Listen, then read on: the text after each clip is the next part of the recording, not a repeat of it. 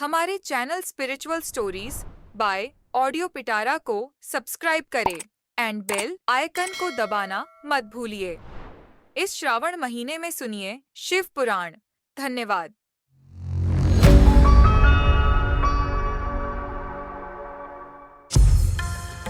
शिव पुराण में आप सुन रहे हैं श्री रुद्र संहिता। कथा का नाम है भगवान शिव का कैलाश पर्वत पर गमन। ब्रह्मा जी बोले, हे नारद मुनि, कुबेर के कैलाश पर्वत पर तप करने से वहां पर भगवान शिव का शुभ आगमन हुआ। कुबेर को वर देने वाले विश्वेश्वर शिव जब निधिपति होने का वर देकर अंतर्ध्यान हो गए, तब उनके मन में विचार आया कि मैं अपने रुद्र रूप में, जिसका जन्म ब्रह्मा जी के ललाट से हुआ है और जो संहारक है, कैलाश पर्वत पर निवास करूंगा। शिव की इच्छा से कैलाश जाने के इच्छुक रुद्रदेव ने बड़े जोर जोर से अपना डमरू बजाना शुरू कर दिया। वह ध्वनि उत्साह बढ़ाने वाली थी। डमरू की ध्वनि तीनों लोकों में गूंज रही थी। उस ध्वनि में सुनने वालों को अपने आसपास आने का आग्रह था। उस डमरू ध्वनि को सुनकर ब्रह्मा, विष्णु आदि सभी देवता, ऋषि मुनि, वेद शास्त्रों को जानने वाले सिद्ध लोग बड़े उत्साहित होकर कैलाश पर्वत पर पहुंचे। भगवान शिव के सारे पार्षद और गणपाल जहां भी थे, वे कैलाश पर्वत पर पहुंचे। साथ ही असंख्य गणों सहित अपनी लाखों करोड़ों भयावनी भूत प्रेतों की सेना के साथ स्वयं शिव जी भी वहां पहुंचे। सभी गणपाल सहस्रों भुजाओं से युक्त थे। उनके मस्तक पर जटाएं थीं।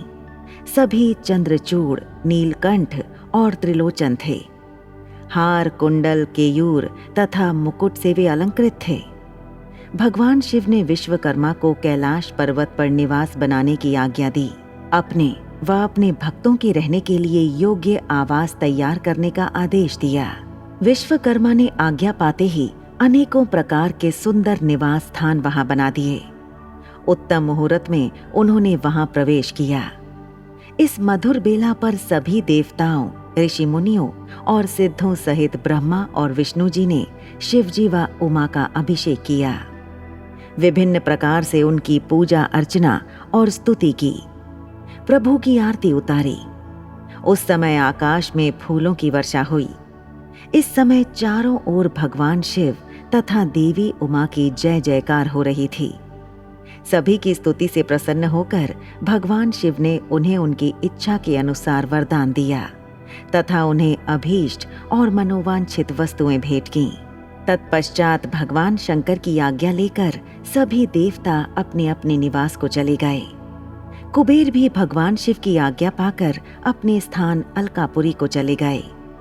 तत्पश्चात भगवान शंभु वहां निवास करने लगे। वे योग साधना में लीन होकर ध्यान में मग्न रहते। कुछ समय तक वहां अकेले निवास करने के बाद उन्होंने दक्ष कन्या देवी सती को पत्नी के रूप में प्राप्त कर लिया। देवर्षि अब रुद्र भगवान देवी सती के साथ वहां सुखपूर्वक विहार करने लगे। हे नारद, इस प्रकार मैंने तुम्हें भगवान शिव के रुद्र अवतार का वर्णन और उनके कैलाश पर आगमन की उत्तम कथा सुनाई है।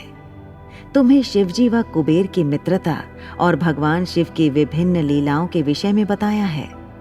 उनकी भक्ति तीनों लोकों का सुख प्रदान करने वाली तथा मनोवांछित फलों को देने वाली है। इस लोक में ही नहीं, परलोक में भी सद्गति प्राप्त होती है। इस कथा को जो भी मनुष्य एकाग्र होकर सुनता या पढ़ता है, वह इस लोक में सुख और भोगों को पाकर मोक्ष को प्राप्त होता है। नारद जी ने ब्रह्मा जी का धन्यवाद किया और उनकी स्तुति की। वे बोले कि प्रभु, आपने मुझे इस अमृत कथा को सुनाया है। आप महाज्ञानी हैं। आप सभी की इच्छाओं को पूर्ण करते हैं। मैं आपका आभारी हूँ। शिव चरित्र जैसा श्रेष्ठ ज्ञान आपने मुझे दिया है। हे प्रभु, मैं आपको बारंबार नमन करता हूँ। ऐसे ही आध्यात्मिक कहानियों को सुनने के लिए हमारे चैनल को सब्सक्राइब करें एंड बेल आइकन को दबाना मत भूलिए। धन्यवाद। ऑडियो पिटारा सुनना जरूरी है।